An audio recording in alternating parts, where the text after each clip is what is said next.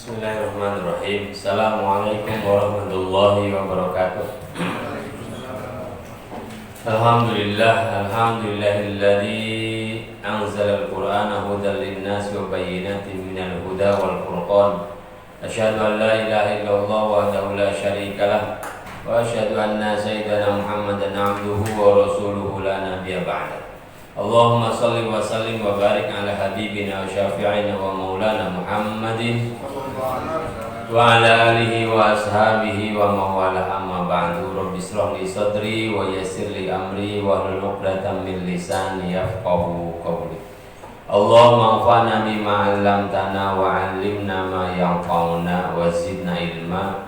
Allahumma rzuqna fahman nabiyyin wa hifdzal mursalin wa amalal malaikatil muqarrabin. Allahumma rzuqna hubbaka wa hubba habibika wa hubba man hubba habibik. Subhanaka la ilma lana illa ma 'allamtana innaka antal alimul hakim. Sadaqallahul azim. Masyarul muslimin wa zumratal mu'minat, para muslimin muslimat yang dirahmati Allah Subhanahu wa taala. Alhamdulillah wa syukrillah. Paling utama kita senantiasa menggerakkan lisan serta hati kita untuk bersyukur pada Allah Subhanahu wa taala, berterima kasih kepada Allah atas semua karunia nikmat yang Allah berikan kepada kita. Mudah-mudahan semua karunia, semua nikmat yang Allah berikan kepada kita tidak memberatkan kelak di yaumil hisab. Oleh sebab itu kita gunakan karunia nikmat Allah untuk menjalankan beragam bermacam ketaatan bentuk ibadah kita kepada Allah Subhanahu wa taala. Terlebih lagi di bulan Ramadan, bulan yang siangnya mulia tidak kalah mulia malamnya. Di antara karunia yang Allah berikan kepada kita, rahmat yang Allah janjikan di bulan Ramadan, yaitu dijadikan salah satu malam di antara malam bulan Ramadan adalah satu malam yang lebih baik daripada 1000 bulan.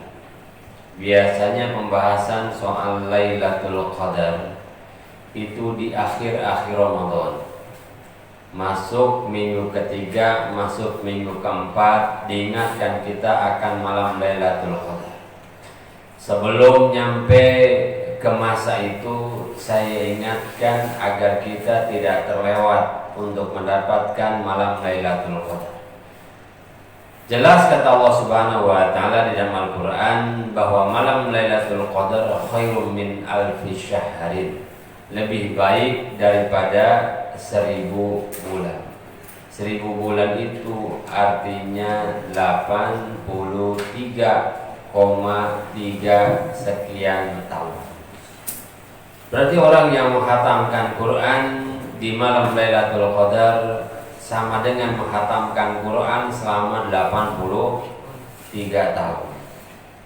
Orang yang qiyamul lail di malam Lailatul Qadar sama dengan beribadah selama 83 tahun.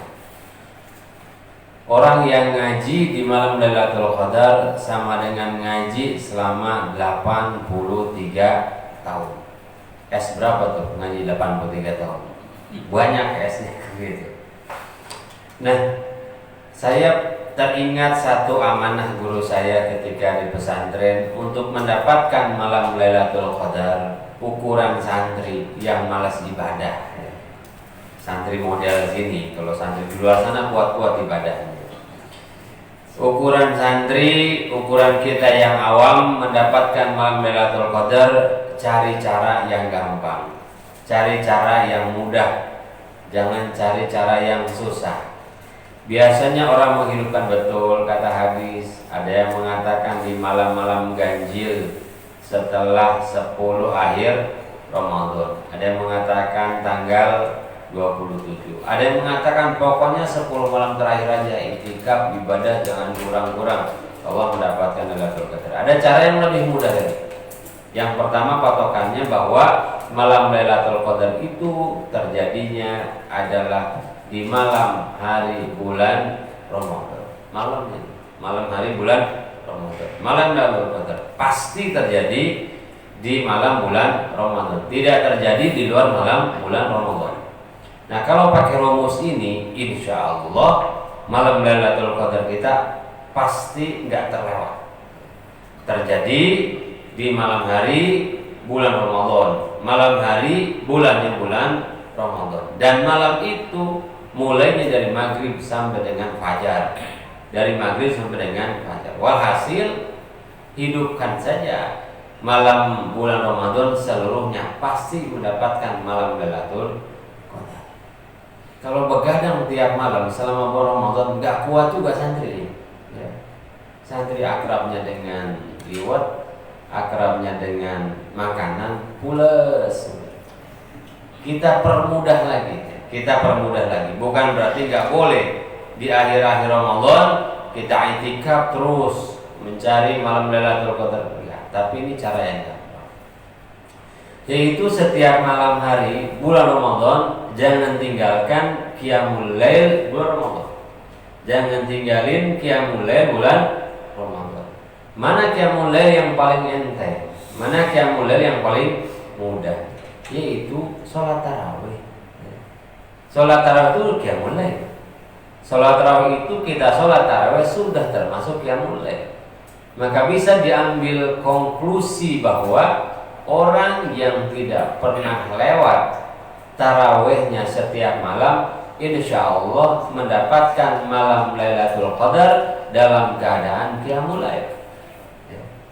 Alhamdulillah, malam 1 aman, malam 2 aman, malam 3 aman, malam 4 aman, semua sampai dengan akhir Ramadan, maka nggak akan lewat malam Lailatul Qadar.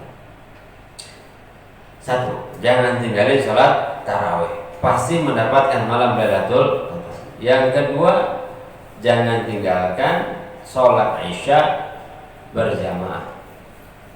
Sholat Isya berjamaah, imma itu di masjid atau di tempat lain tetap berjamaah. Karena kata Nabi sallallahu alaihi wasallam, "Man shalla Isya fi jama'atin fa ka'annama shallal laila nisfah." Barang siapa sholat Isya berjamaah, maka dia mendapatkan pahala menghidupkan malam separuhnya dengan sholat Isya, baru separuhnya. Sudah dapat 2, menghidupkan separuh malam Lailatul Qadar dan qiyamul lail malam Lailatul Qadar. Pengen full, bukan berarti menghilangkan kesunahan Ihyaul Lail, Ihyaul Layal Ramadan, enggak. Tetapi kalau pengen full, jangan tinggalkan sholat subuh berjamaah. Kata Nabi dalam hadis yang lain, "Man shalla subha fi jama'atin fa ka'annama shallal laila kullah." Barang siapa sholat subuh berjamaah, maka dia mendapatkan pahala menghidupkan malam seluruhnya. Maka orang yang sholat subuhnya pas malamnya itu adalah Lailatul Qadar, maka seperti menghidupkan tadi malam seluruhnya dengan sholat terus. Maka standar minimalnya sholat tarawih, Isya berjamaah, sholat subuh berjamaah di seluruh malam bulan Ramadan. Enteng, itu kegiatan kita tiap hari. Cuman godaannya banyak, ya. Awal-awal malam Ramadan ramai tarawih.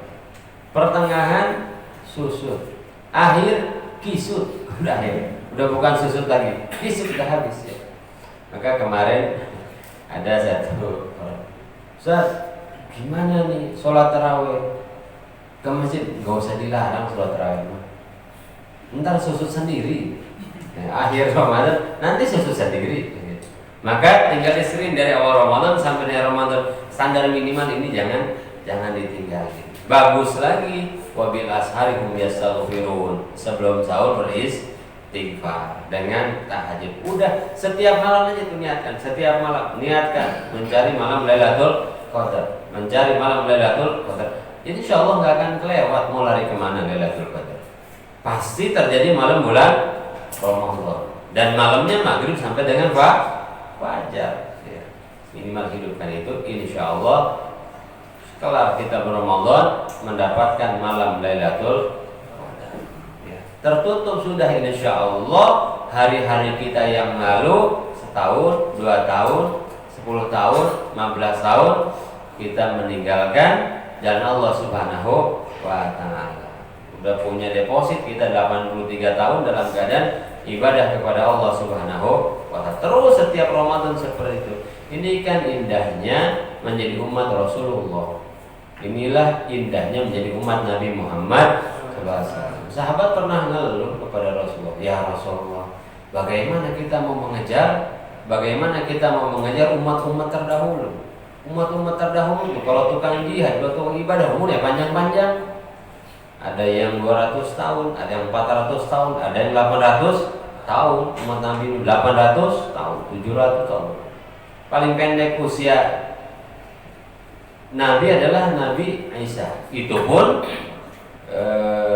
tidak dimatikan oleh Allah Subhanahu, tidak diwafatkan oleh Allah Subhanahu wa Ta'ala. Ya, sampai nanti akhir zaman. Umat Rasulullah cekak 63 tahun. Gimana nih ya Rasulullah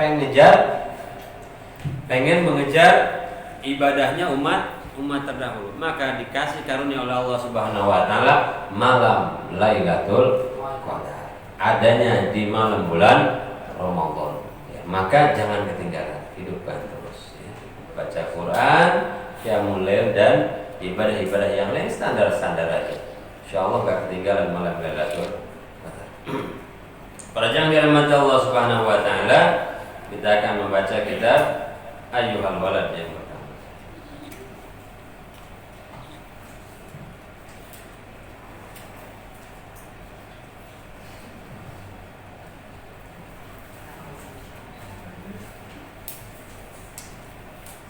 Ya, ini kopi cuma satu ini. Bismillahirrahmanirrahim. Alhamdulillah Mustafa Sayyidina Muhammad Rasulullah wa ala alihi wa sahbihi wa dzurriyyatihi ajma'in, khususan ila hadrati mu'allif hadzal kitab wa ahli baitihi wa dzurriyyatihi wa man yu'amin ala nashri hadzal kitab. Al-Fatihah. A'udzu billahi minasyaitonir rajim. Bismillahirrahmanirrahim. Alhamdulillahirabbil alamin arrahmanir rahim maliki yaumiddin. Iyyaka na'budu wa iyyaka nasta'in. Ihdinas siratal mustaqim. Shiratal ladzina an'amta 'alaihim ghairil maghdubi 'alaihim waladdallin. Amin. Qala Syekh Malik rahimahullahu ta'ala nafa'ana Allah bihi wa bi 'ulumihi fid dharain amin. Qala radhiyallahu an kitab Ayyuhal Walad halaman yang ke-6. Ayyuhal walad, wahai anak, kata Imam Ghazali, ayyu syai'in hasilun, apakah sesuatu, hasilun yang mendapatkan laka bagimu. Imam Ghazali kembali menggali perasaan seorang penuntut ilmu. Apa sih hasilmu gitu ya? Ayyu syai'in, apakah sesuatu hasilun yang mendapatkan laka untukmu? Apa yang kau dapatkan gitu kan Ghazali. Min tahsil ilmil kalam, dari mendapatkan ilmu kalam, ilmu aqaid tingkat tinggi, ilmu kalam. Wal khilafi, dan ilmu diskusi ya, perdebatan. Nah, ya. Kadang apa aja kita didebatkan. Watibbi, dan ilmu pengobatan. Apa sih yang didapetin dari itu semua, kata Imam Ghazali. Wadawawin, ilmu manajemen. Jadi ilmu manajemen itu ada dalam Quran ya. Ilmu manajemen itu ada dalam Quran. Ilmu manajemen itu ada dalam literatur klasik, ilmu-ilmu Islam ada semua. Ilmu pengobatan ya ada. Ibnu Sina mengarang kita namanya Al-Qanun fi Atibba ya. Sampai sekarang masih dipelajari. Wal Asy'ari, dan ilmu-ilmu tentang syair. Wan Nujumi, dan ilmu perbintangan. bukan ilmu nujum tebak-tebakan. Ilmu nujum ilmu perbintangan, ilmu menghitung, menghitung tahun, menghitung hari. Wal arudi, dan ilmu arud. Apa ilmu arud? Ilmu tentang timbangan-timbangan syair, cara baca syair. Itu ada teorinya, ada wazan-wazannya. Wan nahwi, dan ilmu nahwu, tata bahasa Arab. Wat tasrifi, dan ilmu sorof, ilmu morfologi, perubahan kata dalam bahasa Arab. Kata Ghazali nyinggung kita. Ngajak mikir. Aslinya Imam Ghazali ngajak mikir, apa sih yang kau dapatkan dari ilmu semua itu yang kau pelajari tiap hari, tiap malam. Makanya ini kita payuhal walad ini untuk yang sudah belajar, bukan untuk demotivasi orang yang baru belajar, bukan. Tetapi Imam Ghazali meluruskan apa sih seharusnya yang menjadi target dari seorang belajar itu semua. Karena pelajar biasanya berhenti pada mempelajari dan menghasilkan ilmu saja. Oh, sudah bisa baca beragam macam syair. Oh, sudah bisa ilmu sorof. Oh, sudah bisa ilmu nahwu. Oh, sudah bisa ilmu kalam. Oh, sudah bisa ilmu mantik. Segala macamnya. Biasanya sampai situ sudah selesai. Maka Imam Ghazali menyampaikan kepada para penuntut ilmu, ghayatul ilmi, tujuannya nyari ilmu baru. Kalau hanya mendapatkan itu saja, apa yang engkau dapatkan dari itu semua, kata Ghazali?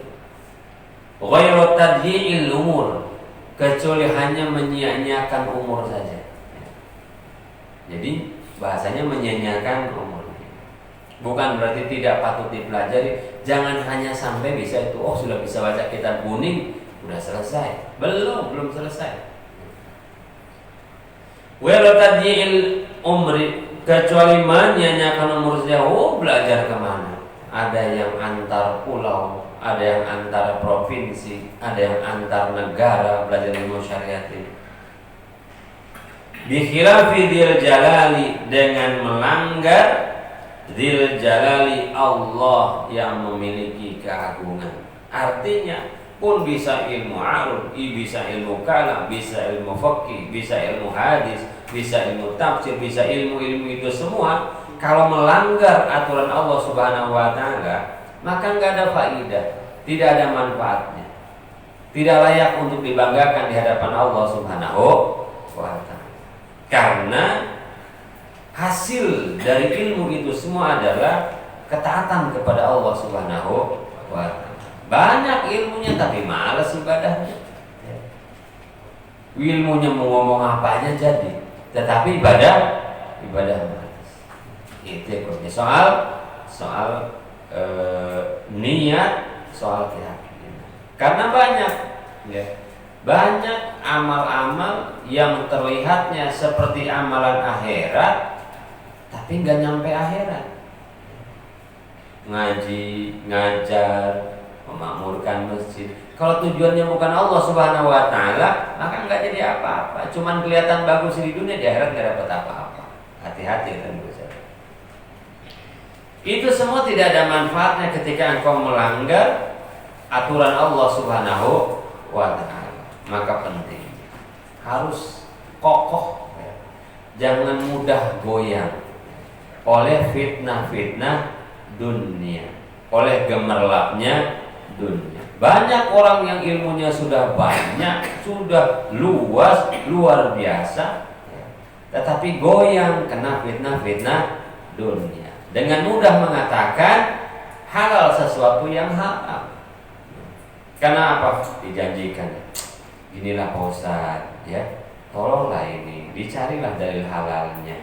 Kalau ini sampai gol, insya Allah pesantren beres bangunannya. Tuh coba. Ya, goyang.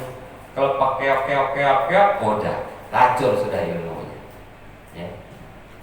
Jadi stempel satu keharaman saja.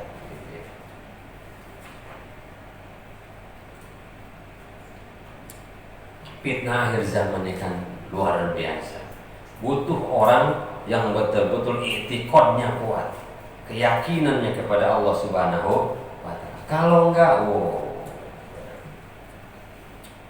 takut kalau saya ngomong nanti yang bener kagak diundang lagi. Takut jamaahnya hilang. Takut yang tadinya ngasih sedekah kagak ngasih sedekah lagi. Apa repot? Akhirnya menghalalkan sesuatu yang diharamkan oleh Allah Subhanahu wa Ta'ala. Makanya para santri, para ustadz, para ulama, para guru-guru mulia jangan jadi stempel ahli dunia terhadap sesuatu yang dilarang oleh Allah Subhanahu wa Ta'ala. Butuh kekuatan luar biasa. Inni ra'aitu fi Injil, kata Imam Ghazali, ini sesungguhnya aku ra'aitu telah melihat aku fi Injil dalam kitab Injil. Isa alaihi salatu wassalam, yaitu Nabi Isa alaihi salatu wassalam,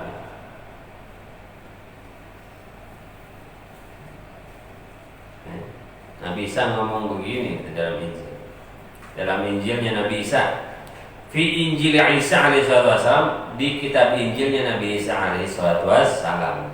Jadi mudhaf min sa'atin ayyudha'al mayyitu 'alal jinazati ila ayyudha'a 'ala syafiril qabri yas'alullaha bi'udmatihi minhu arba'ina su'alan. Min sa'atin, dari waktu, dari satu waktu, ayyudha'a, ketika telah diletakkan al-mayyitu, oleh mayit, alal jinazah, jinazah ya. Beda janazah, beda jinazah. Kalau janazah jasadnya ya. Kalau janazah jasadnya. Kalau jinazah kerandanya ya. Maka ini jinazah. Ayyudha'al mayyitu 'alal jinazah, ketika mayit itu diletakkan di keranda. Kalau janazah, mayit diletakkan di atas janazah, numpuk dong ya. Ketika diletakkan seorang apa namanya kalau mayit itu seorang ya. Nah, satu jenazah di atas keranda, ila ayyudha, ketika akan diletakkan ala syafiril qabri, di liang kubur ya. Dalam Injil Nabi Isa dituliskan seperti ini. Yas'alu, bertanya Allah oleh Allah, bi'uzmatihi, dengan keagungan Allah Subhanahu wa Ta'ala, minhu, dari mayyit, arba'ina su'alan, 40 pertanyaan. Nabi Isa 40 pertanyaan. Awaluha yaqulu, yang pertamanya, yaqulu, berfirman Allah Subhanahu wa Ta'ala, abdi, wahai hamba,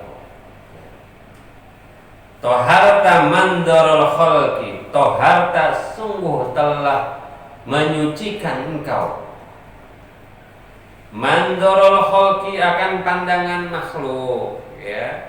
Membersihkan akan pandangan makhluk, enggak mau dibilang jelek oleh orang. Kita suka bilang apa? Nanti apa kata orang?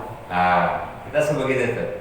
Membersihkan pandangan manusia. Coba deh ya, Bapak ini kan ustaz, kamu soleh dong. Kalau kamu enggak soleh, nanti apa kata orang tuh? Apa kata orang? Tinggalin ini apa kata orang. Sampai-sampai bagaimana kalau tiba-tiba masjid ini begini kata orang apa? Loh, kok kita selalu kata orang, bukan kata Allah nanti apa ya. Harusnya adalah kata Allah bagaimana, bukan pandangan makhluk ya. Kita selalu sibuk membersihkan diri kita dalam pandangan makhluk. Kita lupa dan luput membersihkan diri kita dalam pandangan Allah. Kadang-kadang pandangan Allah nomor sekian didahulukan pandangan manusia. Apa kata Allah? Toharta, engkau telah mensucikan mandrol khalqi, dari pandangan makhluk. Sinina, bertahun-tahun kau itu. Selalu apa kata orang, apa kata orang, apa kata orang, apa kata orang, apa kata orang. Kalau santri mah sholatnya tepat waktu dong. Entar apa kata orang, kalau santri telat sholatnya, kata orang lagi. Padahal kata Allah juga udah cukup, nggak bagus. Kita selalu sibuk memantaskan diri kita mulia dalam pandangan makhluk. Bertahun-tahun seperti itu. Sini, wa ma toharta mandori sa'atan. Kata Allah Subhanahu wa taala, wa ma toharta, tapi engkau tidak menyucikan dirimu mandori, dari pandanganku. Sa'atan, walaupun satu saat, selalu sibuk memoles diri, mencitrakan diri agar baik di hadapan manusia, tapi kita tidak sibuk membersihkan diri agar mulia dalam pandangan Allah. Apa cirinya?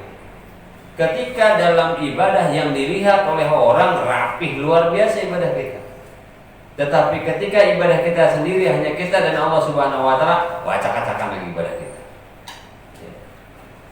Begitu di tengah-tengah di dalam halayak ya, sholat kita, entah jadi imam, entah ada orang kiri kanan, takbirnya sedap, Allahu Akbar, luar biasa. Ya. Surat yang dibaca panjang, amma yatasaalun, ya kan gitu. Gengsi santri, kulhu, ya.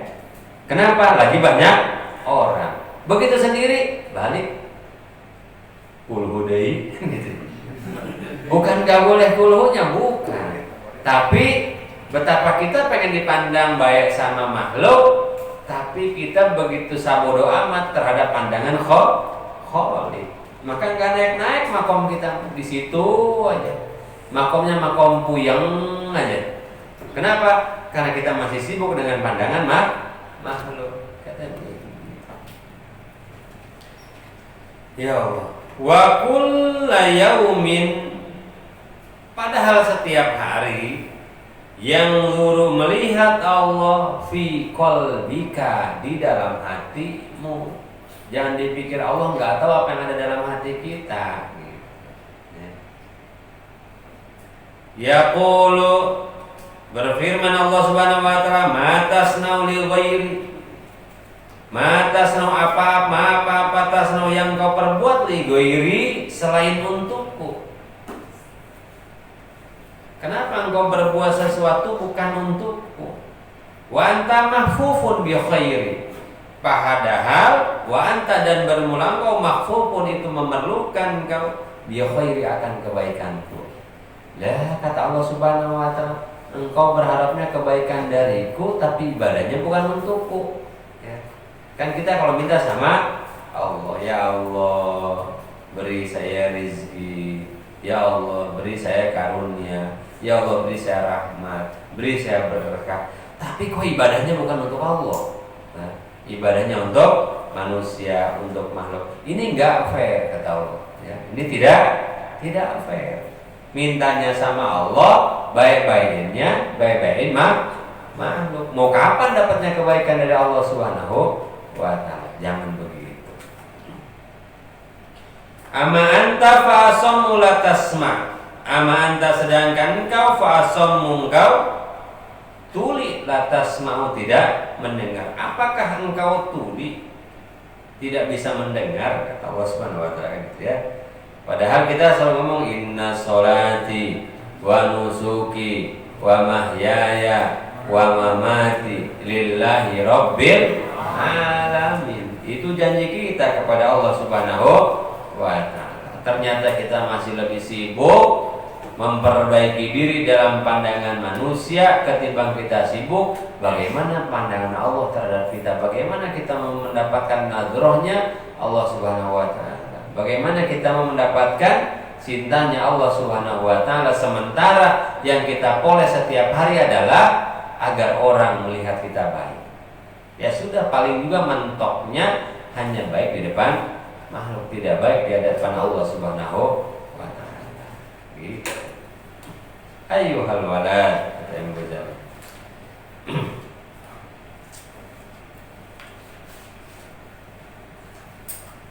Wahai anakku, nasihat selanjutnya.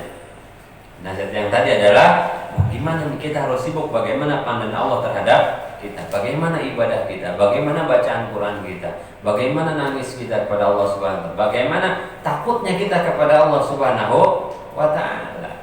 Jangan sampai ketakutan kita kepada makhluk mengalahkan ketakutan kita kepada Allah Subhanahu wa taala.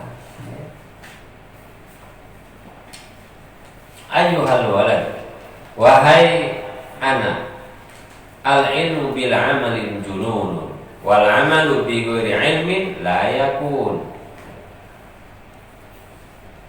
Banyak di situ nih kalimat yang Ghazali. Al-ilmu bil amali junun, al-ilmu bermula ilmu bila amalin tanpa diamalkan jununun. Apa junun? Gila, majnun, gelok, wah, gitu. Kenapa disebut gila? Ilmu tanpa amal. Ya kayak orang kemarin itu, ya, punya senjata banyak, ada singa mau menyerang, cuma disodor-sodor, nih golok nih, ini pedang nih, ini beceng nih, tapi nggak ditembakin, ya. Tapi nggak dihalau tuh singa, pan gelok, ya. Sama dengan orang punya uang, punya 20.000 pengen cilok, ada tukang cilok, mangkok minta cilok, duitnya mana? Nih saya punya duit, tapi nggak dikasihin. Ya, uangnya nggak dikasih, di kantong cuma dikasih lihat, ini saya punya duit banyak, Kata tukang cilok, ente gelok, gitu kan? Cuma dikasih lihat doang duitnya, ya harus digerakin dong nih uangnya, ini emang ciloknya sini, kan beres. Ya. Nih orang yang punya ilmu nggak diamalin persis kayak gitu. Kita tahu neraka kayak gimana, kita tahu surga seperti apa, kita tahu amalan-amalan yang memasukkan kita ke surga. Kita tahu perkara-perkara yang menjebloskan kita ke neraka. Kenapa nggak dipakai ilmunya? Gitu. Banyak ilmu yang ada dalam diri kita nggak diamalin. Wal amalu bi ghairi ilmin la yakun. Dan amal bi ghairi ilmin, tanpa ilmu la yakun, nggak jadi juga. Amal tanpa ilmu, maka nggak bisa dipisahkan ilmu dan amal. Orang yang berilmu harus beramal, orang yang beramal harus punya ilmu. Karena beramal tanpa ilmu payah juga, repot. Kalau orang pengen beramal tapi nggak punya ilmu, repot. Sekarang di beberapa tempat yang sudah zona merah, kan tarawih nggak bisa ke masjid, demo, frustasi segala macam. Ini nggak jadi tarawih kalau nggak di masjid nih. Waduh, kalau tarawih di rumah juga jadi. Ya. Ini dengan ilmu, nggak perlu ribut-ribut, santai-santai aja. Tapi begitu juga orang yang punya ilmu, ya. Orang yang punya harus mengamalkan ilmunya. Ya. Jangan hanya ikut-ikut arus saja. Kalau memang daerah kita masih aman, bagus, ya kita harus memperjuangkan, bila khususnya sholat Jumat. Punya ilmu nggak boleh diem. As-sakitu 'anil haq syaitonun ahros. Orang yang diam terhadap sesuatu yang hak, syaitonun ahros, setan buta. Jadi kalau ada orang alim yang memperjuangkan satu syariat, bukan ngeyel, dia nggak mau disebut setan buta, gitu. Ini ada konsekuensinya masing-masing. Orang yang berilmu tidak beramal gila. Orang yang beramal tanpa ilmu maka nggak jadi amal. Akan banyak benturan. Fa kullu man bi ghairi ilmin ya'malan a'maluhu mardudatun la tuqbalu. Setiap orang beramal tanpa ilmu bisa jadi amalnya mardudatun la tuqbalu, tertolak, ya, tidak diterima amalnya. Kenapa? Ilmunya salah.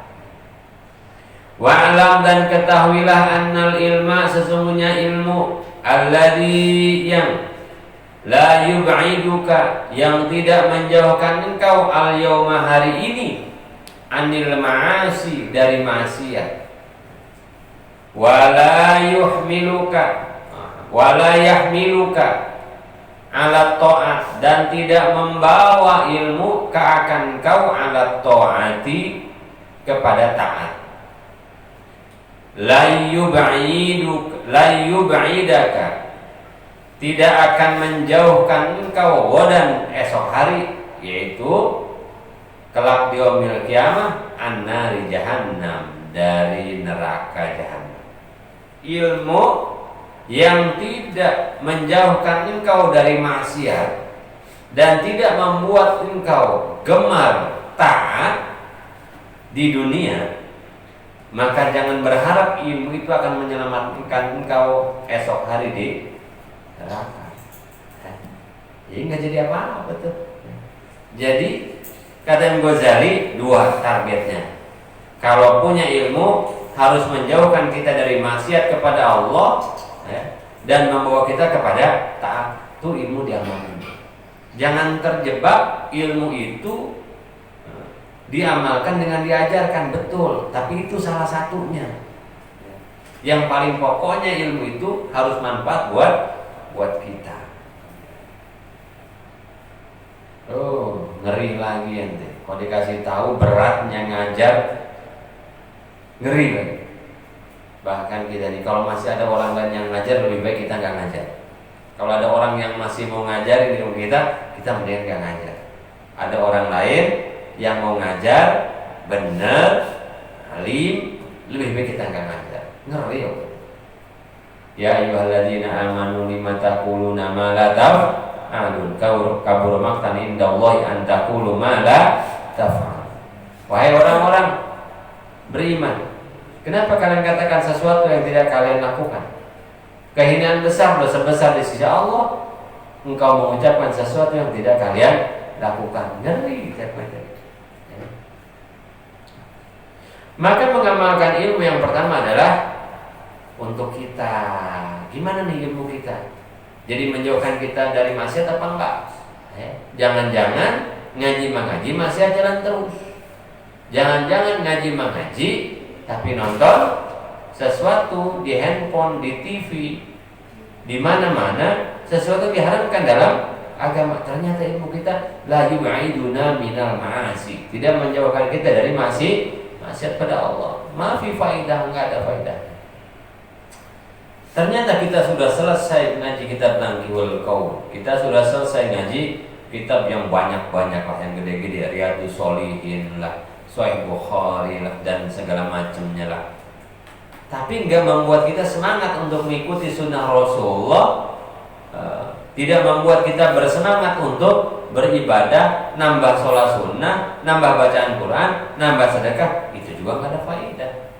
Ilmu yang enggak diamalkan sekarang hari ini di dunia, maka enggak akan bermanfaat untuk kita kelak di yaumil qiyamah.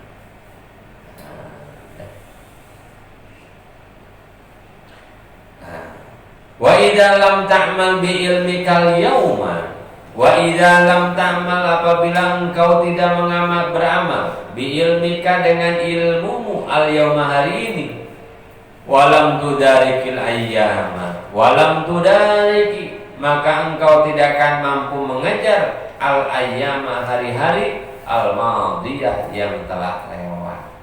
Artinya enggak bisa balik lagi. Taqulu ghadan yaumal qiyamah, kata Ghazali, taqulu akan mengucapkan engkau ghadan, esok hari, yaumal qiyamah, di hari kiamat, farji'na na'malu sholihan, farji'na, kembalikan kami Allah, na'malu sholihan, kami akan beramal soleh. Balikin kami ke dunia Allah, kami akan beramal soleh. Fayuqalu, maka dikatakan, ya ahmak, wahai dungu, anta min hunaka taji'u, anta bermula engkau, min hunaka, dari sana, taji'u, engkau datang. Pengen balik lagi ke dunia. Kata Allah apa? Dungu, kan kamu datang dari dunia, pengen balik lagi ke dunia. Udah gak bisa balik lagi. Masya Allah. Ya. Apa kata Quran?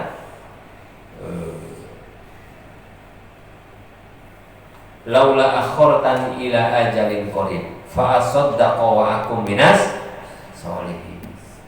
Ya Allah, andaikan Engkau akhirkan ajalku sebentar lagi, dia balikin lagi ke dunia, bentar aja balikin ke dunia. Fa asaddaqa wa akum minas sholihin, pasti saya bersedekah dan menjadi hamba-Mu yang saleh. Apa jawaban Allah? Ya ahmak anta min hunaka taji. Edomu, engkau dari sana datang, kamu pengen balik lagi ke sana. Itu maknanya walam tudarikil ayyamal madiyah. Enggak akan bisa dikejar tuh hari-hari yang telah lewat. Udah sampai di yaumil kiamat. Kalau mau ya sekarang, kita masih di dunia. Nanti mah enggak ada kan. Orang kemarin saya bilang apa? Enggak ada. Pak Haji tiba-tiba bangkit lagi dari kubur. Kenapa? Dapat dispensasi dari Allah suruh beramal soleh. Kagak ada. Ya. Ada gitu begitu kita ziarah. Nah, Bapak balik lagi, kabur yang ada kita. Enggak ada orang balik lagi, enggak ada cerita balik lagi. Ya. Itu waktu, itu hari setelah di dunia tidak ada jalan kembali, tidak ada jalan pulang. Maka mereka banyak yang nyesal, bahkan nyesal dari jadi manusia, nyesal. Ya laitani kuntu turaba. Ya Allah, andaikan di dunia jadi debu aja deh, gak ada pertanggung jawabannya. Jadi manusia ternyata ada pertanggung jawabannya. Maka karunia ilmu yang Allah berikan kepada kita, manfaatkan untuk jadi motivasi beramal kita. Ya. Ayuhal walad, kata Imam Ghazali, wahai anak, ij'al himmata firruh. Ya. Ini para santri, wahai orang yang sudah punya ilmu, wahai orang yang sudah tua, sudah syekh, ij'al himmata, jadikan semangatmu firruh, untuk menghidupkan ruh.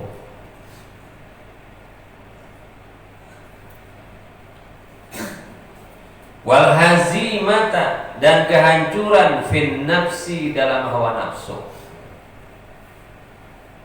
Jadikan semangat kita untuk membersihkan ruh. Jadikan ilmu kita, diri kita, untuk menghancurkan hawa nafsu yang ada dalam diri kita. Wal mauta fil badan, dan kematian fil badan, pada jasad. Li'anna manzilaka, karena sesungguhnya tempat tinggalmu adalah al-qabru, itu kuburan. Ya. Ketahuilah yang mati itu hanya badan kita. Ya. Kematian adalah berpisahnya ruh dengan jasad kita. Ini badan kita mati. Badan kita mati. Hidupkan ruh kita, ya. Hidupkan ruh yang ada dalam diri kita. Makmurkan ruh kita. Karena ruh akan melanjutkan perjalanan. Badan tetap tinggal mati di dunia. Apalagi jangan sampai ruh kita masih ada, hati kita sudah mati. Tumitul khauf, hatinya mati. Wa ahlul maqabir yantadirunaka fi kulli lahzatin. Wa ahlul maqabir, dan ahli kubur, para ahli kubur itu yantadirunaka, menunggu engkau. Yantadiruna, menunggu ahlul maqabir akan engkau, fi kulli lahzatin, di setiap saat. Mata tasilu ilaihim, mata kapan tasilu engkau sampai ilaihim, kepada mereka. Mereka nanya, kapan si fulan datang bersama kami? Kapan? Iyyaka antasila ilaihim bila zadin. Hati-hatilah engkau, atau celakalah engkau antasila ilaihim, antasila engkau sampai ilaihim, kepada ahlul maqabir, bila zadin, tanpa bekal. Jangan sampai nyampe ke mereka tanpa bekal. Ya Allah, hidup kita berapa tahun lagi kita nggak tahu. Hidup kita berapa tahun lagi kita nggak tahu. Dan bagaimana cara mati kita juga nggak tahu. Apakah karena virus corona? Wayadubillah, mudah-mudahan enggak, ya. Atau sebab yang lain. Jangan pikirin kapan kita matinya, tapi pikirkan apa yang kita bawa, apa yang jadi zat kita, apa yang jadi bekal kita, gitu. kalau mati sudah bawa bekal, indah insya Allah, indah. Ya. Kapan aja get ready, kapan saja siap udah. Dia bawa bekal. Yang takut mati banget mah gitu ya. Yang takut mati banget mah siapa? Orang-orang yang belum punya bekal, nggak punya bekal, berat terhadap dunia, hubud dunianya luar biasa, maka takut banget mati. Ada orang batu aja kabur, lari 2 kilo, nyebur di got, mati gara-gara nyebur di got. Kenapa takut banget mati? Saya apa ya? Kita bukan gak takut mati, bukan. Tapi kok aneh, ada orang yang takut banget sama mati, sampai ketakutannya akan kematian mengalahkan ketakutan dia kepada yang memiliki kematian, yaitu Allah Subhanahu wa Ta'ala. Bukan saya ngajak konyol, enggak. Mati itu hak, kan udah ada ketetapannya dari Allah Subhanahu wa Ta'ala. Kita udah ngaji nih, kita udah punya ilmu nih, bahwa jodoh, ajal kita sudah ditentukan oleh Allah Subhanahu wa Ta'ala. Bukankah kita udah tahu? Kemarin-kemarin kita gencar banget ngomong begitu. Tapi sekarang kenapa kita takut banget? Aneh. Ikhtiar mah harus, mutlak harus. Tapi akidah keyakinan kita nih, Masya Allah, yang saya takutkan adalah ketakutan kepada makhluk Allah ini mengalahkan ketakutan kita akan Khalik, akan Allah Subhanahu wa Ta'ala. Ini santri santai aja, kumpul-kumpulan aja tuh santri. Mati-mati punya bini enggak, anak enggak, santai aja santri. Ya syahid, kenapa santri tenang syahid, bro? Nih saya kasih kunci ya, biar kita siap mati kapan saja. Di antara kaidah santri itu apa? Maziltu thaliban. Ya, tahu apa? Prinsip santri, maziltu thaliban. Sampai kapanpun saya adalah mencari ilmu, sampai kapanpun saya adalah santri. Maka santri mah santai aja. Minum kopi ada diminum, air putih diminum, air keran diminum santri. Maziltu thaliban. Kita ini santri. Apa? Man kharaja fi thalabil ilmi fa huwa fi sabilillahi hatta yarji'a. Barang siapa keluar untuk mencari ilmu jadi santri, wa huwa fi sabilillah hatta yarji'a, dia ada di jalan Allah sampai dia pulang. Maka kita mah sampai kapanpun, sampai tongkat ya, sampai kacamata minus plus normal lagi, kita mah tetap santri. Orang enak jadi santri ya. Kalau ada salah dikit, maaf, kita makan santri. Udah beres kan gitu. Enak santri. Makanya bodoh orang yang gak mau jadi santri.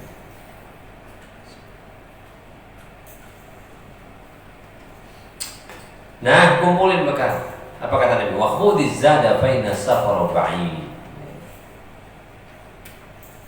Apa Rasulullah berpesan kepada sahabat? Wa khudhiz zada fa inna safara ba'id. Bawa bekal yang banyak, perjalanan masih panjang. Wa khafifil himla fa innal 'uqubata qu'udun, kata Nabi. Bawa bekal yang banyak, perjalanan kita masih panjang. Dunia, setelah dunia ada alam barzakh. Setelah alam barzakh ada alamul ba'ats, ada alam kebangkitan. Setelah alam kebangkitan ada alamul mahsyar, kita dikumpulkan. Alamul hisab, ada sirat yang dilewatin ya. Apakah kita mendapatkan air minum dari haud, dari telaga Nabi Muhammad atau enggak? Perjalanan kita masih panjang sepending. Ini dunia baru sebentar. Dan sekarang kita mengumpulkan bekal yang banyak. Ingat-ingat bekal. Subhanallah jadi bekal, alhamdulillah jadi bekal, Allahu Akbar jadi bekal. Semua tuh bekal. Sholat 2 rakaat bekal. Gimana sih kalau kita mau misalkan seminggu lagi kita akan safar ya? Maka apa yang kita bisa bawa, apa yang bisa kita kumpulkan, kita kumpulkan. Kita mau safar seminggu lagi, mau piknik aja kita repot banget. Mau piknik doang repot. Ke Indomaret warawiri sampai 3 kali. Kenapa? Minggu besok mau piknik. Itu yang balik lagi. Ini piknik kita nggak balik lagi. Wallah nggak balik lagi. Yang tadi nggak ada orang balik lagi. Dari mana Pak? Aduh, dari alam barzah ini balik lagi ke dunia. Nggak ada ya. Terus kenapa kita santai mengumpulkan bekal? Ini kan aneh, ini kan junun sejunun-jununnya. Ini gila segila-gilanya. Kita mau menempuh perjalanan panjang bila zadin tanpa bekal. Maka orang yang berakal, maka kata Nabi apa? Setiap saatnya adalah dia gunakan untuk mengumpulkan bekal akhirat. Sampai sholat 2 rakaat, sholat 2 rakaat. Ada uang nyelip 10.000, sedekah buat bekal. Ya. Ada waktu sebentar, buka baca Quran. Walau sekadar nunggu qomat, dari azan nunggu qomat, datang imam buka Quran. Bismillahirrahmanirrahim. Alhamdulillahirobbilalamin. Baca Quran selembar 2 lembar. Kok segitunya sih bekal kita? Maka kalau sampai konsep seperti ini, hidup seorang muslim efektif. Saya bilang kita hidup ini udah lama. Ukuran para solihin itu sudah balik itu ketika seseorang balik itu tinggal menjalani sisa-sisa hidup,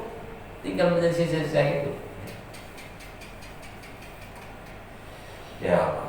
Qala Abu Bakar As-Siddiq, berkata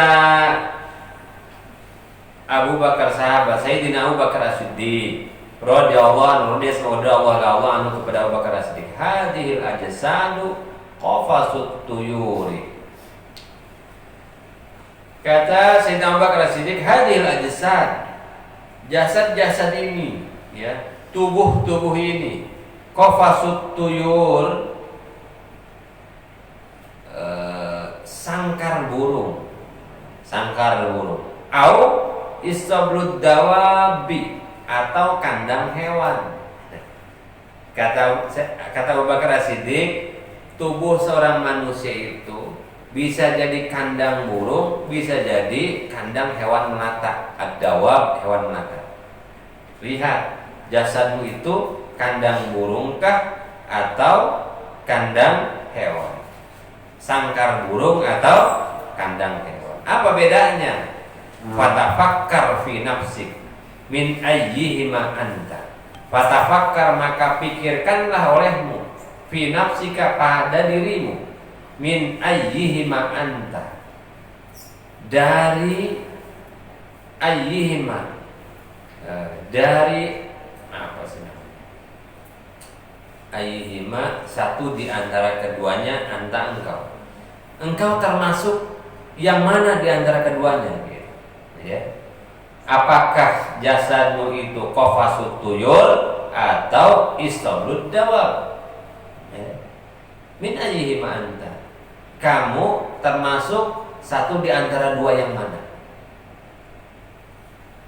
In kunta minat tuyur, apabila engkau bagian dari tuyur, burung al-alawiyati, yang ahli ketinggian, fahina tasma'u tinina toblin, fahina, maka tatkala tasma'u, mendengar engkau, tinina toblin, suara seruan, irji'i ila rabbika, kembalilah engkau kepada Tuhanmu, tatiru so'idan, maka tatiru, terbang engkau, so'idan, halnya tinggi, ila antak, muda, sampai engkau naik, fi a'ali burujil jinan, di tempat a'ali yang tinggi, burujil jinan, sangkar surga. Kalau burung, ya, begitu sangkarnya dibuka, dia akan terbang ke tempat yang tinggi, ya. Burung terbang tinggi ke atas sampai ke surga. Kama qala Rasulullah SAW, kama qala, sebagaimana qala, telah bersabda Rasulullah SAW, Nabi Muhammad SAW, ihtazza arsyur rahman, bergetar arasnya Allah Subhanahu wa taala, min mautis Sa'ad bin Mu'ad, karena sebab meninggalnya Sa'ad bin Mu'ad. Artinya ruhnya naik ke tempat yang tinggi. Waliyadu billah, dan berlindung kepada Allah Subhanahu wa taala, in kunta minad dawab, apabila engkau bagian dari hewan melata. Kama qala ta'ala, sebagaimana Allah berfirman, kama qala, sebagaimana qala berfirman Allah taala, Allah yang Maha Tinggi, ulaika, mereka itu, kal an'am, seperti hewan, balhum adall, akan lebih sesat. Manusia itu. Jadi kalau burung begitu dibuka naik dia ke atas ke tempat yang tinggi. Tetapi kalau hewan melata begitu dibuka sangkarnya dia akan tetap di bawah, nggak bisa naik ke atas. Kita bagian yang mana? Kata Abu Bakar As-Siddiq. Manusia itu kalau sudah sesat daripada binatang. Kenapa? Saya ambilkan contoh. Binatang berantem berdua, rebutan makanan. Kalau sudah dapat makanan, nggak berantem lagi, dia akur. Itu binatang. Binatang berantem, rebutan makanan. Sudah dapat makanannya, udah nggak ribut lagi. Ya, udah nggak ribut lagi. Itu binatang. Manusia rebutan makanan sudah didapatkan, ributnya jalan terus. Ya, manusia itu berantem gara-gara makanan. Sudah dibagikan makanan, sudah dapat makanannya, manusia mah berantem terus, sudah selesai. Ya. Manusia rebutan kekuasaan. Ya, beberapa bulan tahun yang lalu ribut, ya, nomor 10 apa nomor 11, nomor enggak, saya nggak pakai nomor aslinya. Ya. Sudah selesai, ributnya sampai sekarang loh. Iya kan? Abang ini, ya. Lebih sesat daripada binatang. Manusia rebutan warisan, saudara rebutan warisan, sudah dibagikan warisannya, sudah putus, sudah dapat bagian masing-masing, ya udah kek ributnya, ini masih ribut terus, kan begitu manusia. Makanya manusia berpotensi Allah lebih sesat daripada binatang. Binatang rebutin makanan karena dia lapar aja. Coba binatang galak, binatang ular, atau singa, atau macan, atau buaya, kapan mereka galak? Ketika lapar, baru galak. Enggak lapar, enggak galak. Manusia lapar, galak, kenyang, masih galak manusia. Ya. Sudah punya buat makan, kita sudah ada nih, rumah sudah ada, makan sudah ada, masih kita galak sama orang. Ya, serakah. Maka kata Allah Subhanahu Wa Taala, manusia ulaika kal an'am. Manusia itu kalau tidak bisa mengendalikan hawa nafsunya, tidak berusaha membersihkan ruhnya dari hasud, dari iri, dengki segala macam, bisa lebih sesat, bisa lebih rusak daripada binatang. Tamaknya, serakahnya, hasudnya, luar biasa. Ya.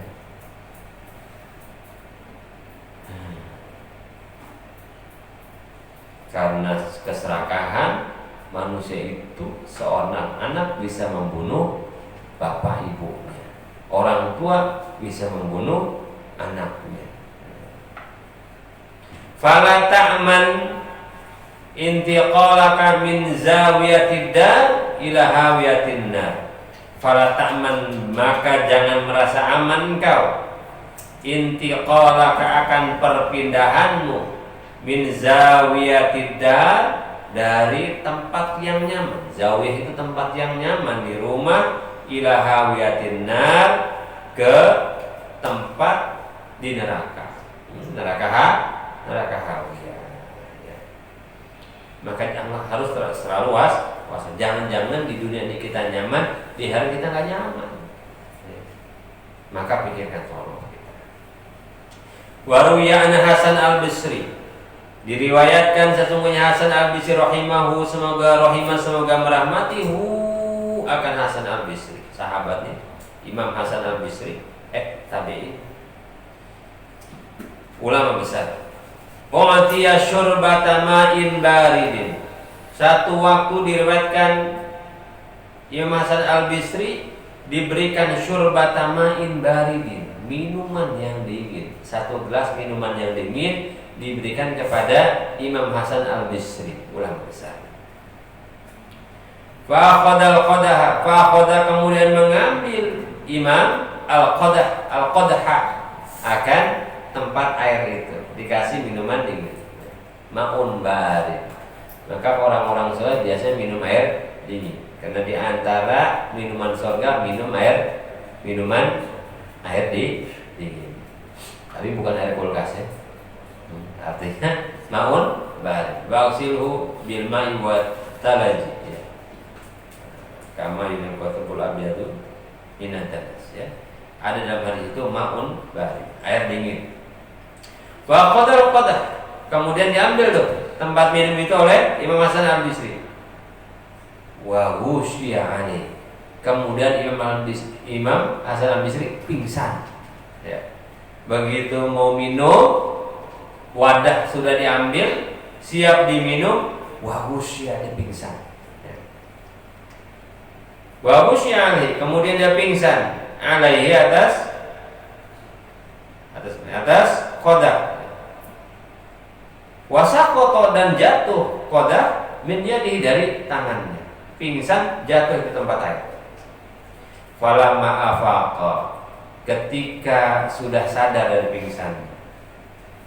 Fakila, maka ditanyakan kepada Imam Hasan Al-Bisri, malaka ya Aba Sa'id, malaka, apa yang terjadi kepadamu ya Aba Sa'id, wahai Abu Sa'id. Laqabnya adalah Abu Sa'id. Apa kata Imam Al-Bisri? Qala, menjawab, zakartu umniyata ahlin nar. Zakartu, tiba-tiba saya ingat, umniyata ahlin nar, angan-angannya ahli neraka. Yaquluna, mereka mengatakan ahli neraka ini, li ahli jannah, bagi di surga, an afidu alaina. Ahli neraka minta kepada ahli surga, an afidu alaina, kenapa, atau berikanlah oleh kalian, alaina, kepada kami, minal ma'i, dari air, au mimma razaqakumullahu, au mimma, atau dari apa-apa, razaqah, telah memberikan rezeki kepada kalian, Allah, oleh Allah. Ahli neraka teriak-teriak, ahli neraka teriak-teriak nanti, wahai ahli surga, afidu alaina minal ma', kasih kami air, ausni. Ahli neraka begitu, ingat ya. Ini namanya hal ya. Ini namanya hal. Ketika terjadi sesuatu ya, seperti itu kepada orang-orang soleh, wali-wali Allah Subhanahu wa ta'ala, itulah sebetulnya hal. Langsung ingat. Bukan berarti tiap minum Imam Hasan Al-Bisri begitu, ini lagi datang halnya, lagi dapat halnya, rasanya beda.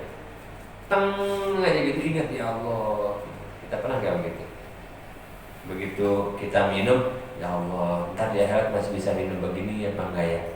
Karena ahli neraka itu kehausan, nggak dikasih minum oleh Allah Subhanahu wa ta'ala kecuali dari nanah, kecuali cairan neraka. Diminum hancur. Mereka teriak-teriak, an afidu alaina minal ma', wahai ahli surga, teriak-teriak. Kenapa? Minta air doang, air doang. Diberikan? Enggak. Ya Mas Hasan Al-Bisri ingat, ya Allah, ini mau minum air dingin. Kira-kira masih bisa minum air dingin enak seperti ini enggak entar? Masya Allah. Itu nama besar. Kita mau makan boro-boro ingat surga, boro-boro ingat neraka. Hap-hap aja. Apalagi buka puasa. Waduh, mertua lewat gak kelihatan dah. Nah, lihat bakwan udah kayak pizza. Atuh ya. Pikir, begitulah keadaan di neraka. Pernah kita memikir keadaan di neraka, kira Masya Allah, masih bisa minum begini apa enggak kan. Tapi kalau ahli surga, waduh, minumannya macam-macam ya, minumnya macam-macam. Begitulah, maka persiapkan hari itu ya, persiapkan hari itu. Karena semuanya dikasih tahu oleh Allah Subhanahu wa ta'ala. Bagaimana keadaan kita di surga, bagaimana keadaan kita di neraka, bagaimana keadaan ahli surga, bagaimana keadaan ahli neraka. Apakah ilmu itu belum memberikan kesadaran kepada kita untuk kita mengumpulkan bekal? Kan junun benar ya. Kita pengen masuk surga, tapi nggak mau beramal ya dengan ahli surga yang sudah kita tahu, yang Allah sudah kasih tahu kepada kita ilmunya. Maka wahai para santri, wahai para orang-orang yang dikasih karena Allah Subhanahu wa ta'ala ilmu, jadikan ilmu yang Allah berikan kepada kita adalah motivasi kita untuk beramal. Kalau nggak diamalkan, ilmu nggak akan jadi apa-apa dan tidak akan menolong apapun kelak di yaumil qiyamah. Hanya jadi penghias. Oh ya dia alim, oh dia qori, Oh dia hafal Quran, oh dia apa, tapi dia nggak beramal, hanya di dunia doang mendapatkan sebutan-sebutan. Oh ya mudah-mudahan kita semua dikasih ilmu manfaat dan bisa mengamalkan ilmu kita untuk menyelamatkan kita di dunia dan di akhirat. Maka makmurkan ruh kita agar ketika ruh ini terlepas dari raga kita, ruh ini kembalinya ke tempat yang tinggi di sisi Allah Subhanahu wa taala. Wallahu a'lam.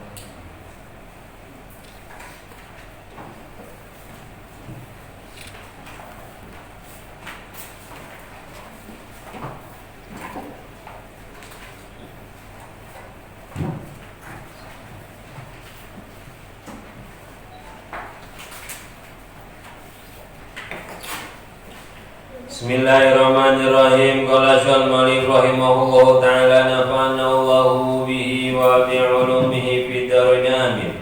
Qala Sayyid Ahmad Al-Hashimi fi kitab Mukhtarul Ahadits Nabawiyyah. Qala Syaikhul Malik ila an qala ittaqullaha wa'dilu baina auladikum. Ya, hadis yang keberapa sekarang? 18 ya.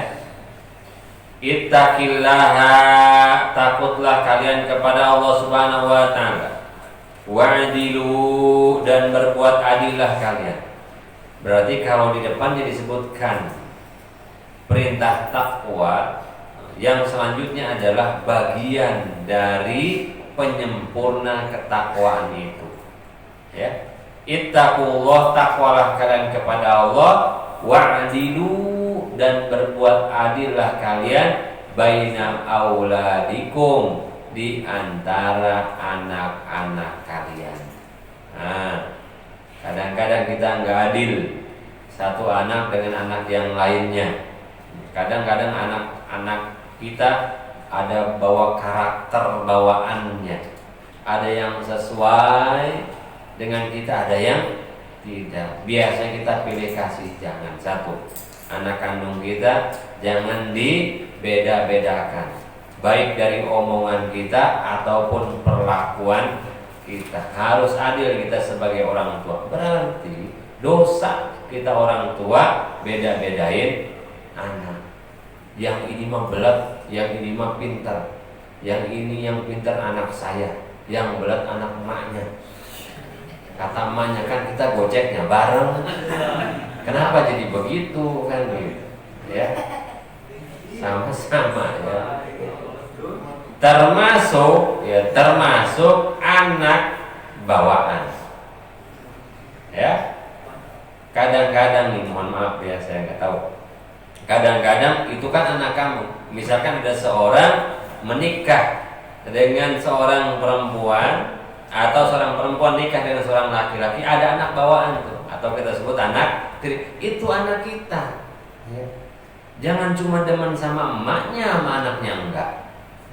Oh, itu kan anak sono. Enggak, itu anak kita. Buktinya apa? Sudah jadi mahram abadi kita. Ya. Ini ya. Ini dalam syariat ini.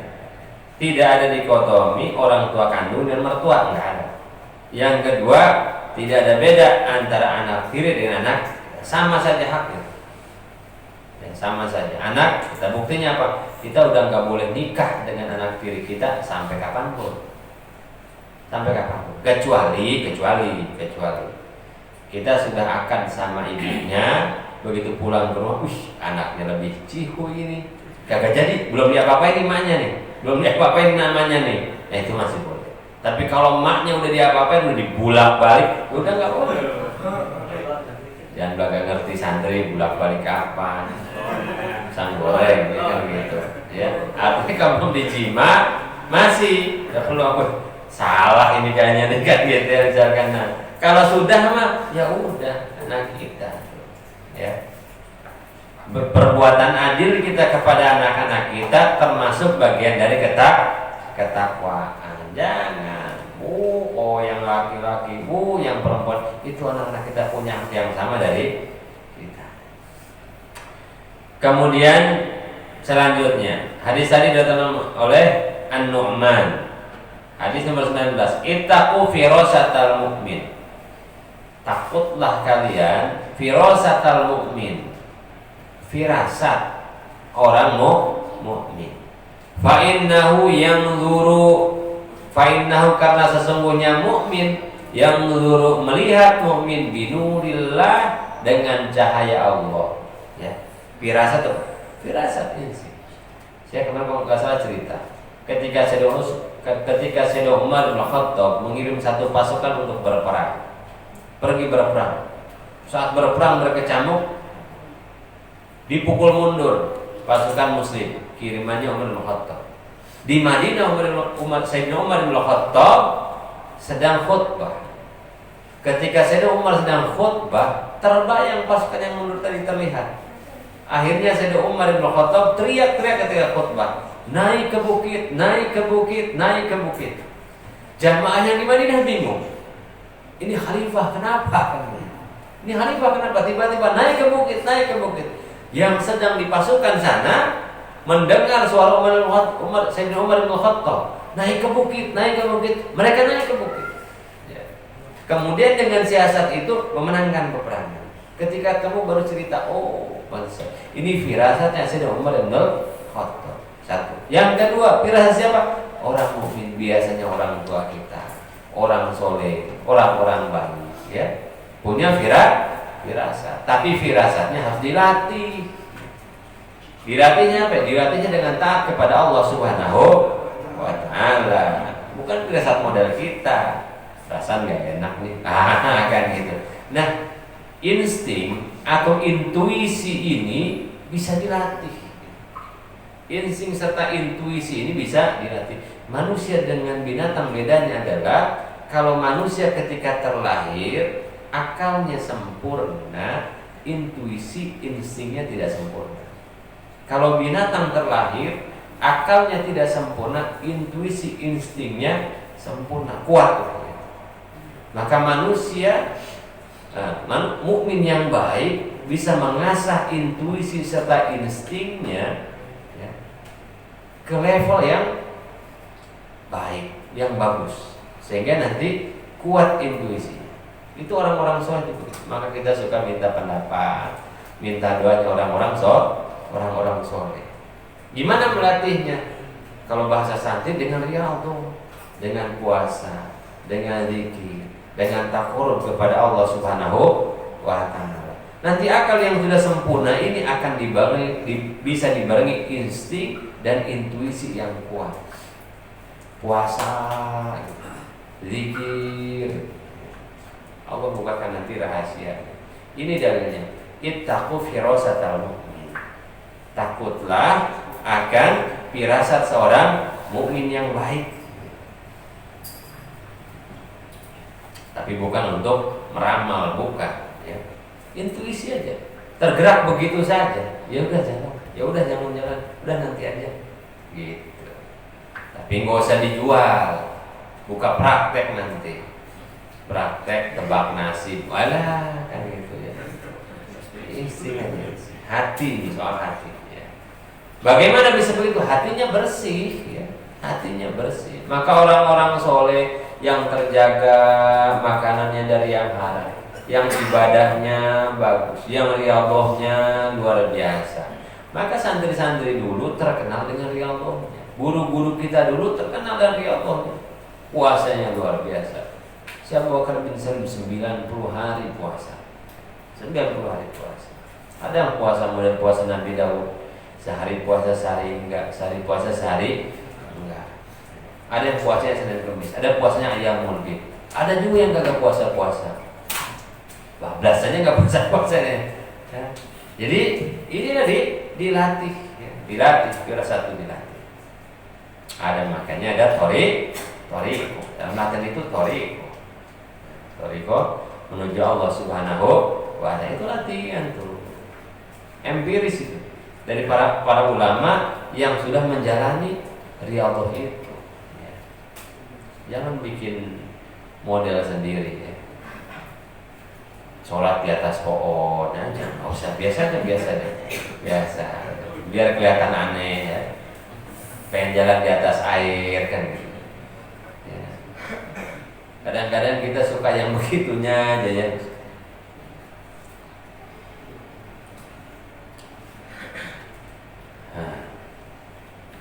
Selanjutnya rawahu Tirmidzi, hadis ini dari Imam Tirmidzi. Hadis nomor 20, ittaqu da'watal madlum. Ittaqi, takutlah engkau da'watal madlum, akan doanya orang yang dizalimi.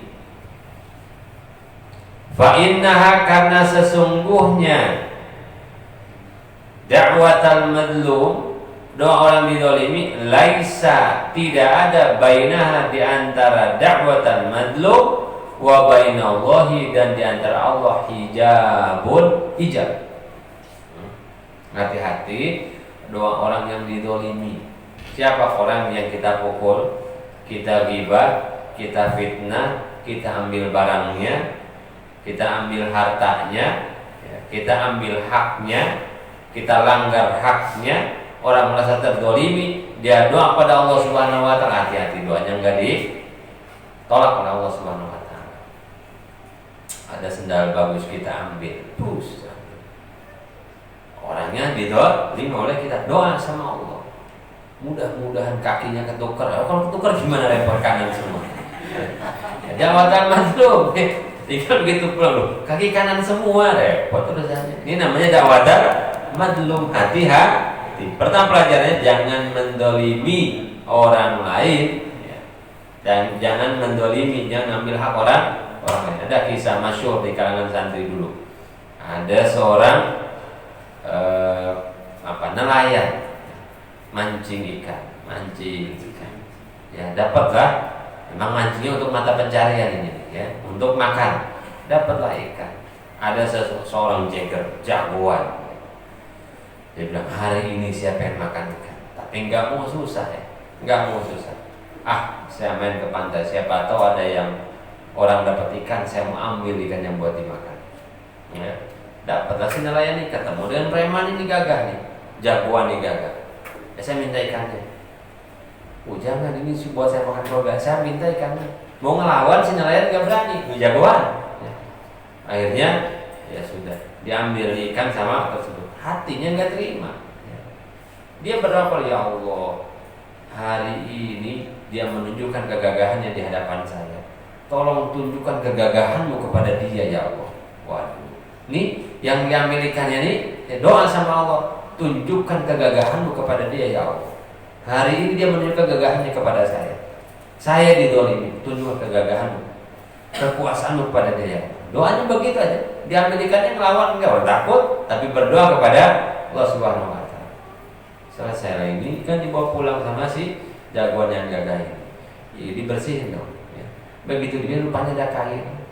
Ada kain itu kegoreslah tangan si preman ini, si jagoan, tangan dia gores, luka dong, ya. Diobatin, sudah makan ikannya, ternyata lukanya membesar, makin besar luka ini, berobat, sudah berobat, ternyata pas sampai berobat ini harus diamputasi jari, sudah diamputasi, sudah pulang, masih nggak sembuh juga, masih menjalar juga sakit. Akhirnya ke dokter, ke tabib lagi, ya sudah harus diamputasi pergelangan lengan, masih menjalar juga, ya. Habis harus dipotong sampai siku. Pulang berobat, sudah dipotong, masih juga sakit. Akhirnya potong seluruh tangan, masih juga sakit. Alhasil kemudian kata tabib, ini secara medis sudah enggak ada. Coba kamu pikir-pikir, kamu pernah nyakiti orang gak dengan tanganmu? Ya pikir-pikir, pernah, waktu itu ngambil ikan milik orang minta itu. Hanya di sehari orang tersebut, ya, ketemu orangnya, ya fulan, dia datang ke nelayan tersebut, siapa engkau? Dulu saya orang yang ngambil ikan yang kamu boleh mancing buat makan baru. Terus kenapa kamu? Ini sekarang saya sudah gak ada tangan. Masalahnya apa dengan saya? Ya saya minta ikhlas dan ridhonya. Siapa tahu dengan maafmu ini sakit saya sembuh. Akhirnya dimaafkan oleh si nelayan itu, baru sembuh. Ittaqu da'watal madlum. Hati-hati. Apalagi kita ngambil milik orang banyak. Sering saya bilang, hati-hati yang jadi pejabat, ambil haknya orang se-Indonesia. Coba para karyawan itu kan, dipotongin gajinya pajaknya ya 10%, 10% keringat mereka, kemudian dikumpulkan di kas negara. Tujuannya untuk menghidupi, memakmurkan mereka. Dikorupsi. Siapa yang nyumpain? Se-Indonesia. Wah, se-Indonesia kacau. Maka hati-hati takut jangan. Hati-hati doanya orang yang didolimi. Karena mungkin kekuatannya orang terbatas, tapi kekuatan Allah tak berbatas. Sempat orang yang kita zalimi menengadahkan tangannya kepada Allah Subhanahu wa taala, janji Allah lewat lisan Nabi Muhammad sallallahu alaihi wasallam, laisa bainaha wa bainallahi hijab. Enggak ada penghalang antara dua orang yang dizalimi dengan Allah Subhanahu wa taala. Artinya makbul doanya. Hati-hati ya. Ngambil mangga orang lain, main sikat aja pulang dari Jumatan. Kata yang punya, waduh, mangga saya nggak ada, mudah-mudahan sakit perut tuh anak, sakit perut beneran, ya, hati-hati. Ya.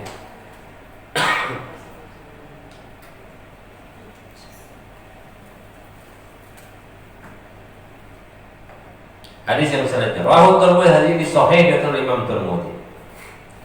Hadis nomor 21, ini menjadi insan kamil, menjadi hamba Allah yang sempurna. Jalannya. Ittaqil maharim takun a'badan nas. Ittaqil maharim, takutlah atau jauhkanlah al-maharima akan perkara-perkara yang haram. Minuman, makanan, pakaian, sandal, rumah. Semua yang haram-haram tinggalin.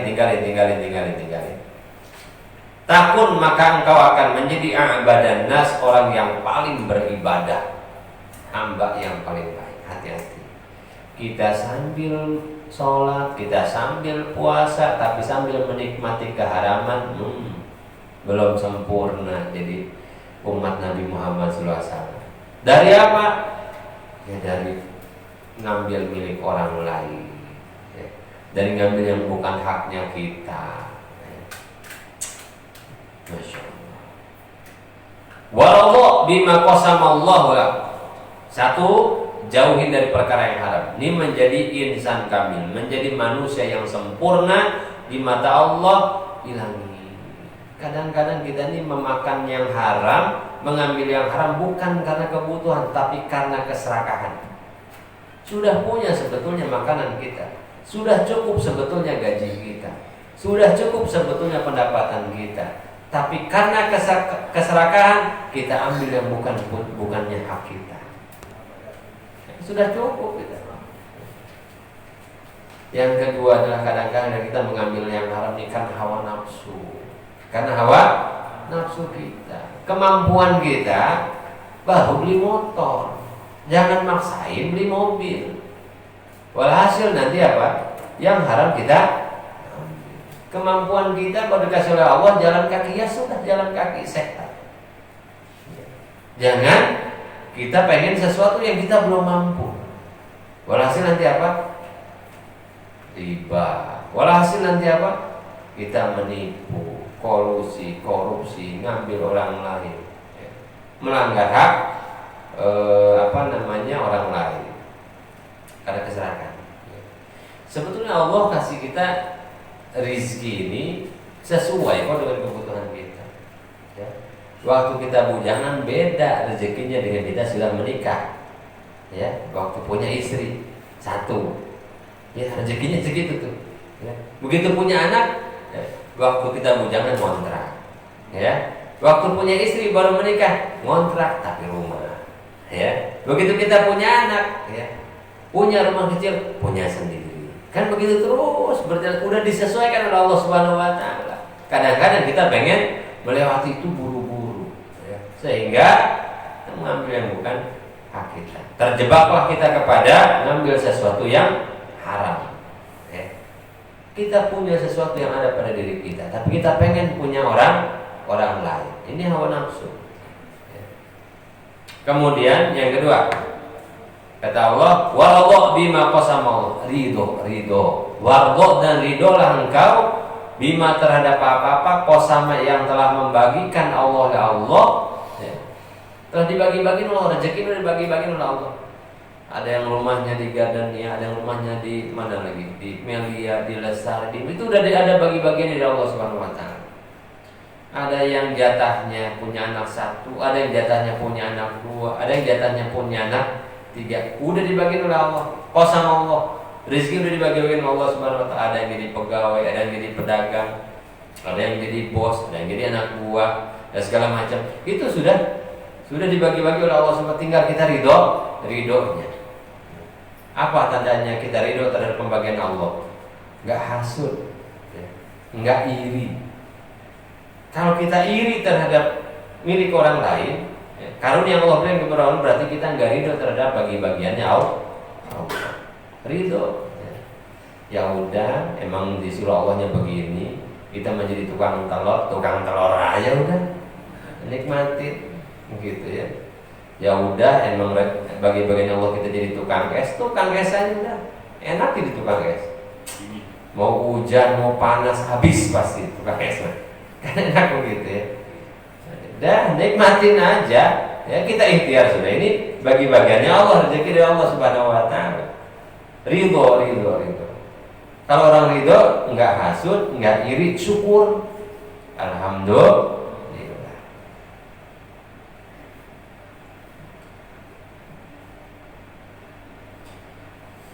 Takun agnan nas. Kalau kita ridho, takun maka engkau akan menjadi agnan nas, orang yang paling kaya. Ya, orang yang paling kaya. Akhirnya ketika kita ridho atau bagian Allah, kita melihat sesuatu yang ada pada diri kita itu indah. Ya Allah, emang bagian dari Allah, istri saya yang begini. Udah nggak melihat istri orang. Jadi melihatnya istrinya dia udah paling cantik, udah nggak ada lagi kan. Emang dibagiannya model begini, ya. Udah nggak usah lihat yang lain, ngelihat aja ke yang lain. Yang di rumah udah nggak indah lagi. Lah ada ibu-ibu tiap hari nonton drama Korea aja kan, ngeliatin laki-laki orang di drama Korea. Begitu ngeliat lakinya, jah model begini. Iya kan?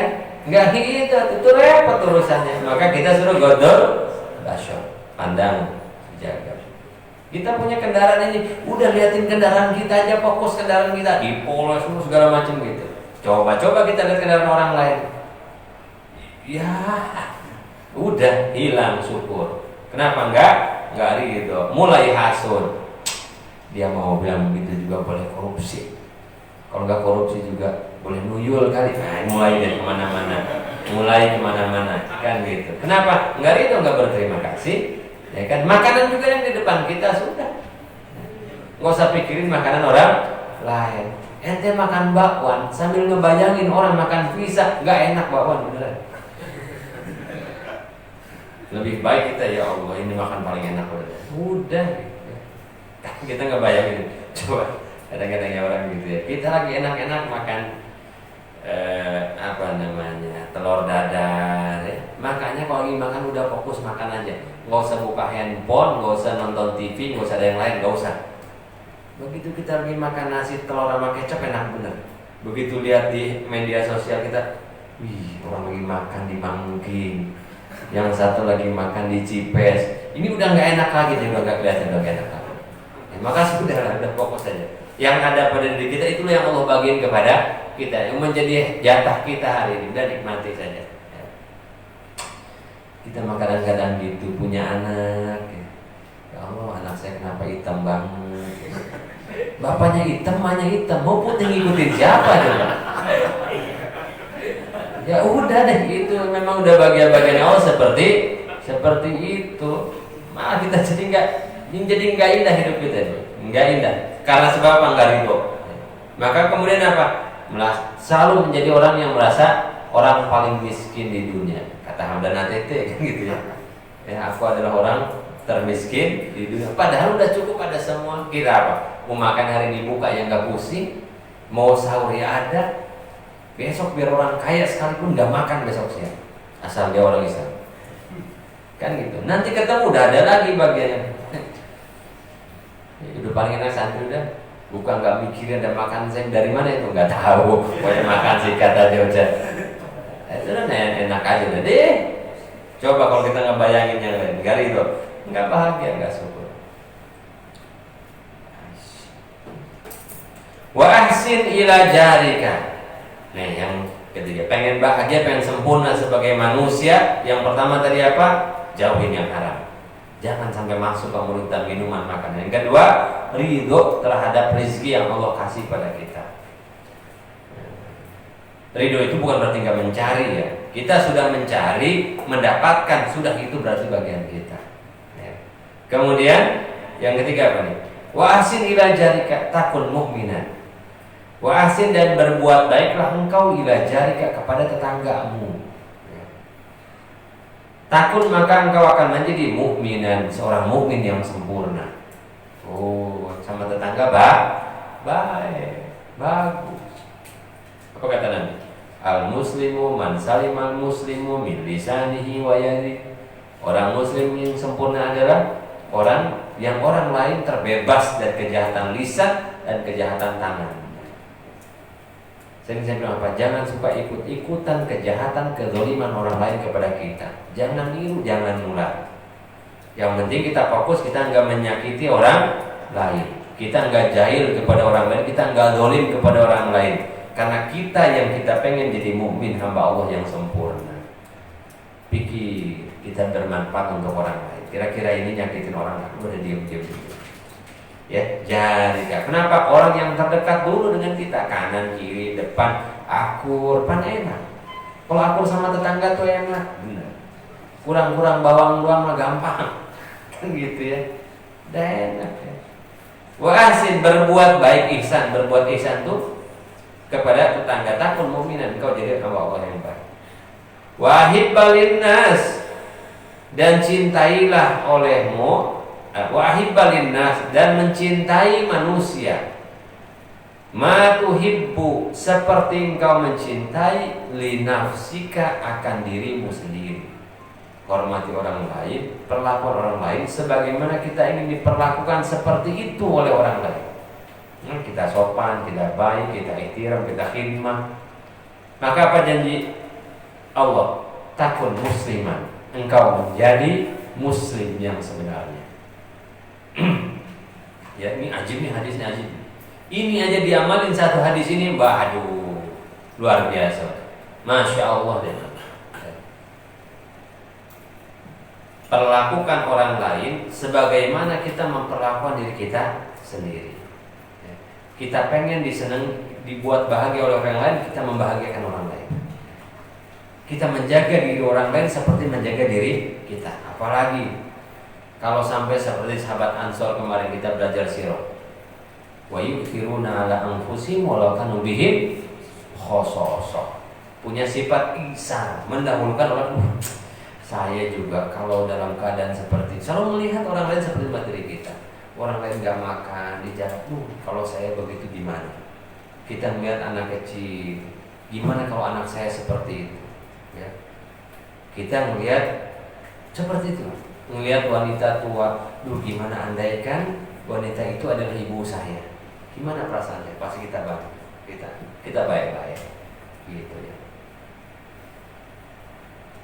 Wala tuksiru, wala tuksirid dohika, wala tuksir, dan jangan engkau perbanyak ad-dohika, tertawa.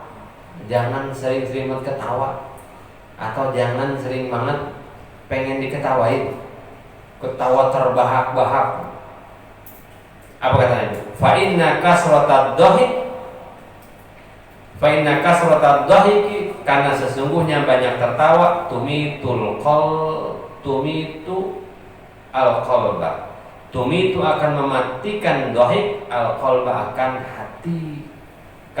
Tumitu akan mematikan kasratad dhahik, al-qalba akan hati, bikin hati mati. Kenapa? Orang terlalu banyak bercanda, terlalu banyak ketawa, terbahak-bahak, lupa mati, hatinya mati, keras hatinya. Apalagi kadang-kadang, mohon maaf, kadang-kadang dalam bercandaan kita tidak memikirkan keadaan orang lain. Akhirnya orang lain tersinggung, marah, dan yang lain. Hati-hati ya. Pernah Nabi Muhammad SAW melewat para sahabat sedang ketawa-tawa. Kata Nabi, andaikan kau tahu apa yang akan terjadi setelah kehidupan dunia ini, pasti kalian banyak menangis daripada banyak tertawa. Kebalikannya dari tertawa adalah menangis. Menangis menghidupkan hati, tertawa mematikan hati. Rasul suka bercanda, tapi bercandanya Rasul ilmiah, ala kadarnya, bumbu kehidupan, bukan tujuan. Apalagi kita sampai berdusta, berbohong hanya sekedar ingin ditertawakan atau membuat apa itu, nggak boleh. Kenapa? Nggak mikirkan kematian. Banyak tertawa mematikan hati. Ya. Rawat telah meriwayatkan kepada hadis Al-Imam Ahmad oleh Imam Ahmad. Hadis sahih dari Imam Ahmad dari riwayat Abu Hurairah, dari jalur perawinya adalah Abu Hurairah Abdurrahman bin Syahrin. Ya. Wallahu a'lam. Mudah-mudahan manfaatnya. Nanti kita akan lanjutkan di pertemuan yang akan datang. Rabbana wa'ana bima 'allamtana.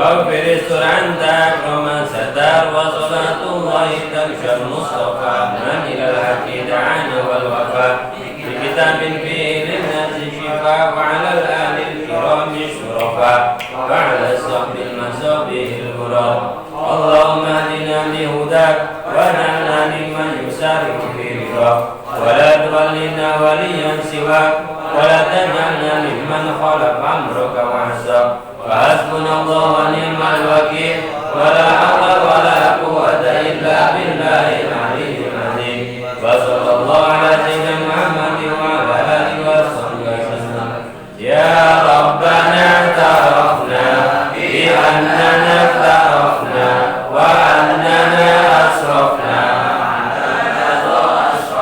فتوب علينا توبة تغسل كل حوبة وسنن العورات وآمن الروعات واغفر لوالدينا ربي ومولودينا والأهل والإخوان وسائر الخلان وكل ذي محبة أو جيرة أو صحبة والمسلمين أجمعين آمين ربي اسمع فضلا وجودا منا بكسام منا بالمصطفى رسولي نرضى بكل سوري بالمصطفى رسولي نرضى بكل سوري بالمصطفى رسولي نرضى بكل سوري صلى وسلم ربي عليه عد الحب وآله